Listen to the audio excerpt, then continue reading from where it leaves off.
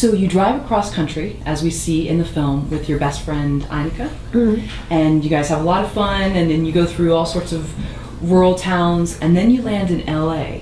What was your first stop, and what was your impression of LA?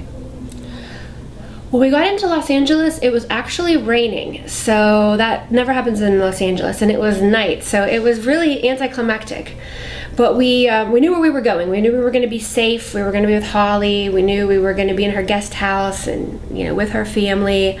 So we were so exhausted when we got into town as well that I think we just had this great sense of relief and contentment at having made it, and nobody died and nobody got lost, and contentment at being with a really close friend and her family, kind of ready to rest and then start the next segment of our task.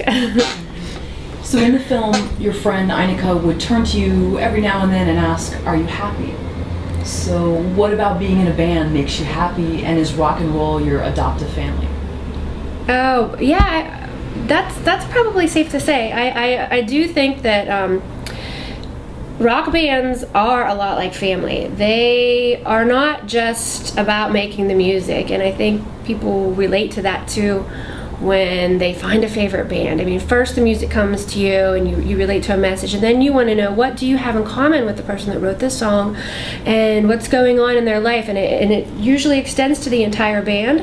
And usually there's a closeness, because bands don't make a lot of money, that exists between the members, and that's how they stay together, and that's how they do the tough things that is making music and being a rock band. It's more than just the commercial aspect. There's a love between the members, and we certainly have that. Right. And what makes you happy about making music? What is it? Well, no matter what I've done in life, I've always come back to music, and I think just because music affects people so much, it affects me so much.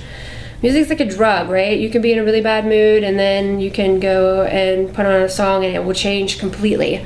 So, you know, anytime I've done anything else in life and I have felt maybe hollow, then a song will come on and I'll be like, I have to get back to doing this. So it just keeps pulling me back in.